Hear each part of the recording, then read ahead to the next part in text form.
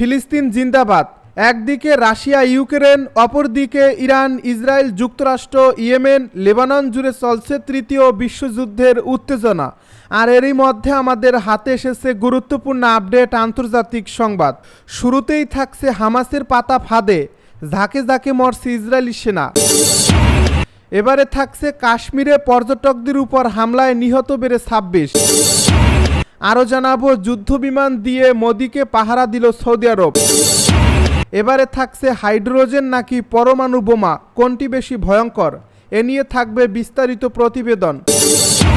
সর্বশেষ জানাবো নতুন যুদ্ধবিরতির প্রস্তাব, কায়রোতে ইসরায়েল হামাস আলোচনা। শুনছিলেন হাতে পাওয়া গুরুত্বপূর্ণ আপডেট, আন্তর্জাতিক সংবাদের শিরোনাম, এবারে বিস্তারিত। তবে তার আগে অনুরোধ রইল ভিডিওটিতে একটি লাইক দিন এবং কমেন্ট করে জানিয়ে দিন ভিডিও সম্পর্কে আপনার মূল্যবান মতামত। আরও জানিয়ে দিন ভিডিওটি কোথা থেকে দেখছেন বা কোন জেলা থেকে দেখছেন। হামাসের পাতা ফাঁদে ঝাঁকে ঝাঁকে মরছে ইসরায়েলি সেনা। গাজা উপত্যকায় ইসরায়েলি সামরিক বাহিনীর অভিযানের বিপরীতে পাল্টা প্রতিরোধে হামাস নতুন কৌশল নিয়েছে বলে দাবি করেছে আন্তর্জাতিক বিভিন্ন পর্যবেক্ষক সংস্থা। স্থানীয় সূত্রগুলো জানিয়েছে ইসরায়েলি সেনারা যখন গাজার ভেতরে ঢুকে অভিযান চালাচ্ছে তখনই হামাস তাদের জন্য ফাঁদ পেতে রেখেছে, যার মধ্যে রয়েছে সুড়ঙ্গ ভিত্তিক হামলা, বিস্ফোরক ভর্তি ঘরবাড়ি এবং মাইন স্থাপন। ফলাফল হিসেবে ইসরায়েলি সেনারা একের পর এক ক্ষয়ক্ষতির মুখে পড়ছে। বিশ্লেষকেরা বলছেন হামাস এবার একেবারে গেরিলা স্টাইলে যুদ্ধ করছে। তারা পুরনো রণকৌশলের চেয়ে এখন অনেক বেশি পরিকল্পিত এবং প্রযুক্তি নির্ভর পদ্ধতি ব্যবহার করছে। প্রতিটি এলাকায় তাদের স্কাউট দল আগে থেকেই নজরদারি করছে এবং সেনাদের গতিবিধি বুঝেই হামলার কৌশল নেওয়া হচ্ছে। সবচেয়ে ভয়ঙ্কর বিষয় হলো ইসরায়েলি সেনারা যখন ভেবে নিচ্ছে কোনো ভবন বা এলাকা ক্লিয়ার, ঠিক তখনই সেখানে ফাঁদে পড়ে বিস্ফোরণের শিকার হচ্ছে। সম্প্রতি গাজার দক্ষিণ অঞ্চলে খান ইউনিস এবং রাফা এলাকায় এই ধরনের বেশ কিছু প্রাণঘাতী হামলার তথ্য পাওয়া গেছে। কিছু কিছু ভিডিও ফুটেজে দেখা যাচ্ছে সেনারা ভবনের দরজা খুলেই ধ্বংসাত্মক বিস্ফোরণের মুখে পড়ছে। কিছু এলাকায় আবার মাটির নিচে সুড়ঙ্গ করে সেখানে বারুদের স্তূপ রাখা হয়েছে, যা সেনাদের ভার বুঝেই বিস্ফোরিত হচ্ছে। এভাবে হামাসের কৌশলী ফাঁদে পড়ে ইতিমধ্যে ডজনের পর ডজন সেনা প্রাণ হারিয়েছে, যার ফলে ধারণা করা হচ্ছে যদিও ইসরায়েল সরকার নিহত সেনার সংখ্যা গোপন রাখছে। কাশ্মীরে পর্যটকদের উপর হামলায় নিহত বেড়ে 26। ভারত নিয়ন্ত্রিত জম্মু কাশ্মীরে পর্যটকদের উপর হামলায় 26 বেসামরিক নাগরিক নিহত হয়েছেন। মঙ্গলবার সেখানকার অনন্তনাগ বিভাগের পাহাল গ্রামে এ হামলা হয় বলে জানিয়েছে স্থানীয় সূত্র। সংবাদ মাধ্যম এনডিটিভি জানিয়েছে সেখানে হামলা হয়েছে সেটি একটি বিস্তৃত তৃণভূমি। এই স্থানটিতে শুধুমাত্র ঘোড়া অথবা পায়ে হেঁটে যাওয়া যায়। মঙ্গলবার সকালে সেখানে পর্যটকদের একটি দল গিয়েছিল, ওই সময় ওদের উপর হামলা হয়।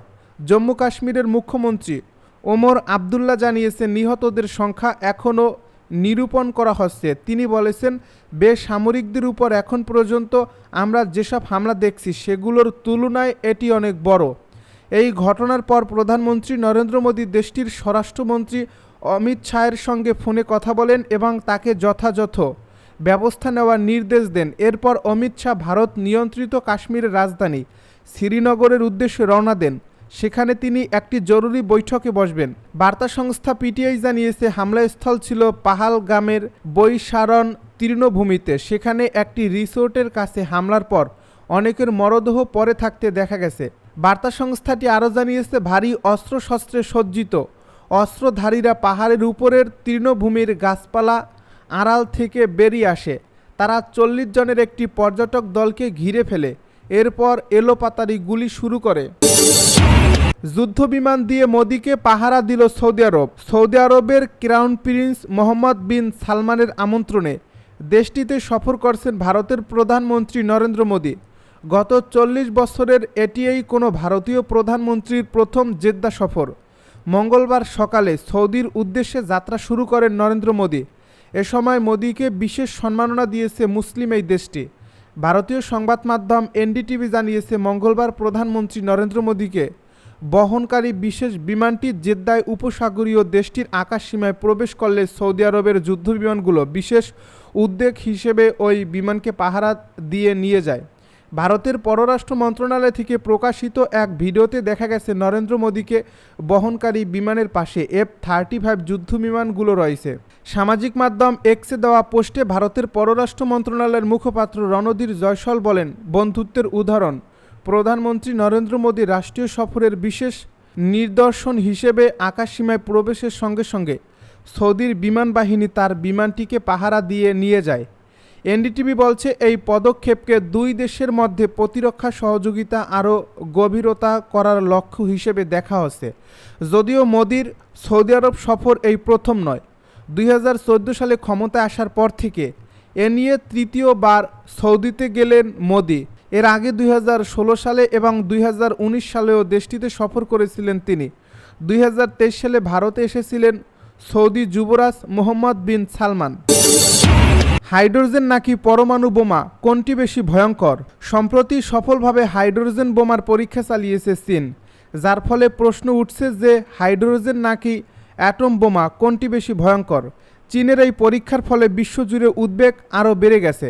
যদিও হাইড্রোজেন বোমা এখন পর্যন্ত কখনো যুদ্ধে ব্যবহৃত হয়নি, তবে বিশেষজ্ঞরা মনে করেন এটি একটি পুরো শহর ধ্বংস করে দেওয়ার ক্ষমতা রাখে, যা সাধারণ পারমাণবিক বোমার চেয়েও বহুগুণ ভয়ঙ্কর। দ্বিতীয় বিশ্বযুদ্ধের সময় 1945 সালে যুক্তরাষ্ট্র হিরোশিমা ও নাগাসাকিতে পারমাণবিক বোমা নিক্ষেপ করে, যাতে প্রায় 2 লাখ মানুষ প্রাণ হারান। এই ধ্বংসযজ্ঞই জাপানকে আত্মসমর্পণে বাধ্য করেছিল। তবে বিজ্ঞানীরা বলছেন হাইড্রোজেন বোমা পারমাণবিক বোমার চেয়ে 1000 গুণ বেশি শক্তিশালী হতে পারে। 1954 সালে যুক্তরাষ্ট্রের অভ্যন্তরে একটি পরীক্ষায় এই ভয়াবহতা প্রকাশ পেয়েছিল। হাইড্রোজেন বোমা বিস্ফোরণের ফলে শকওয়েভ, তাপ বিকিরণ ও ধ্বংসযজ্ঞের পরিসর অনেক বেশি হয়। বাকালির পারমাণবিক প্রকৌশল বিভাগের অধ্যাপক এডওয়ার্ড মর্স বলেন, নাগাসাকিতে ফেলা পারমাণবিক বোমায় 1 মাইলের মধ্যে সবাই মারা যায়। হাইড্রোজেন বোমার ক্ষেত্রে সেই পরিসর হতে পারে 5 থেকে 10 মাইল। অন্যদিকে হাইড্রোজেন বোমা ব্যবহার করে ফিউশন পদ্ধতি, সেখানে হাইড্রোজেনের দুটি আইসোটোপ একত্র হয়ে নতুন নিউক্লিয়াস তৈরি করে এবং এর ফলে ফিউশনের চেয়ে বেশি শক্তি নিঃসরণ হয়। তবে হাইড্রোজেন বোমা তৈরির জন্য প্রথমে পারমাণবিক বিস্ফোরণ ঘটিয়ে ফিউশন শুরু করতে হয়, তাই এটিকে উন্নতর পারমাণবিক অস্ত্র বলেও ধরা হয়। নতুন যুদ্ধবিরতির প্রস্তাব, কায়রোতে ইসরায়েল হামাস আলোচনা। ইসরায়েল ও হামাসের মধ্যে গাজা যুদ্ধ থামাতে কাতার ও মিশরের মধ্যস্থতায় একটি নতুন যুদ্ধবিরতির প্রস্তাব দেওয়া হয়েছে, খবর বিবিসির। ইসরায়েল ও হামাসের মধ্যকার যুদ্ধবিরতির আলোচনার সঙ্গে সংশ্লিষ্ট এক জ্যেষ্ঠ ফিলিস্তিনি কর্মকর্তা বিবিসিকে একথা বলেছেন। ওই কর্মকর্তার তথ্যমতে প্রস্তাবিত পরিকল্পনায় 5 থেকে 7 বছরের জন্য একটি দীর্ঘস্থায়ী যুদ্ধবিরতির কথা বলা হয়েছে। এতে সব ইসরায়েলি জিম্মির মুক্তির বিনিময়ে ইসরায়েলি কারাগারে থাকা ফিলিস্তিনি বন্দীদের ছেড়ে দেওয়া, যুদ্ধের আনুষ্ঠানিক অবসান এবং গাজা থেকে ইসরায়েলের সেনা সম্পূর্ণ প্রত্যাহারের বিষয় অন্তর্ভুক্ত রয়েছে। এই প্রস্তাব নিয়ে আলোচনার জন্য হামাসের একটি উচ্চ পর্যায়ের প্রতিনিধি দল ইতিমধ্যে কায়রোতে পৌঁছেছে।